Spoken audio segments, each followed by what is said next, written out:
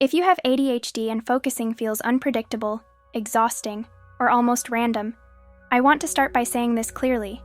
The problem is not your effort. It's not that you haven't tried hard enough, and it's definitely not that you're lazy or broken.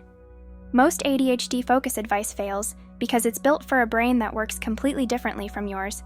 When people say things like remove distractions, build discipline, or just start with 5 minutes, it sounds reasonable on the surface. But for an ADHD brain, that advice often creates more pressure, more shame, and even more resistance. You end up feeling like you're doing everything right and still failing, which slowly teaches your brain to associate focus with frustration instead of safety. The part most people don't explain is that ADHD focus isn't controlled by willpower. It's controlled by dopamine, emotional engagement, and perceived urgency. That's why you can focus effortlessly on something interesting for hours, and yet feel physically blocked when trying to start something important. Your brain isn't choosing to ignore priorities, it simply doesn't register importance the same way. When a task feels emotionally flat, unclear, or overwhelming, the ADHD brain struggles to activate, and the more you force yourself, the louder the internal resistance becomes. This is why traditional productivity advice often backfires. It asks you to fight your nervous system instead of working with it. What actually helps ADHD focus is not more control, but better alignment.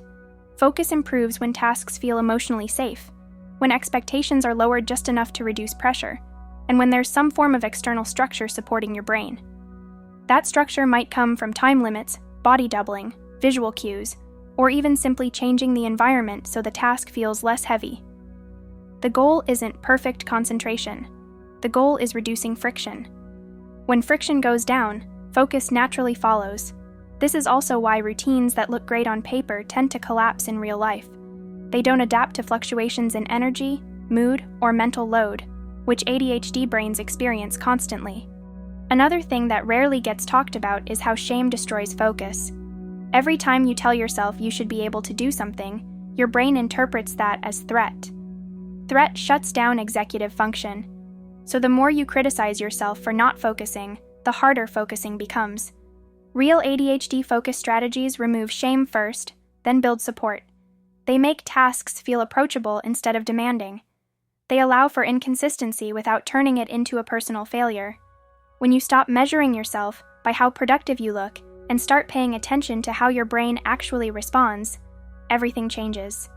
If you're listening to this and feeling a sense of relief instead of motivation, that's a good sign. Relief means your nervous system feels understood. That's the foundation real focus grows from. Inside Dopaloop Pro, I break down ADHD focus in this exact way every week, with tools and explanations that don't rely on pressure or hype. If you want support that fits how your brain actually works, you'll find the link in the description.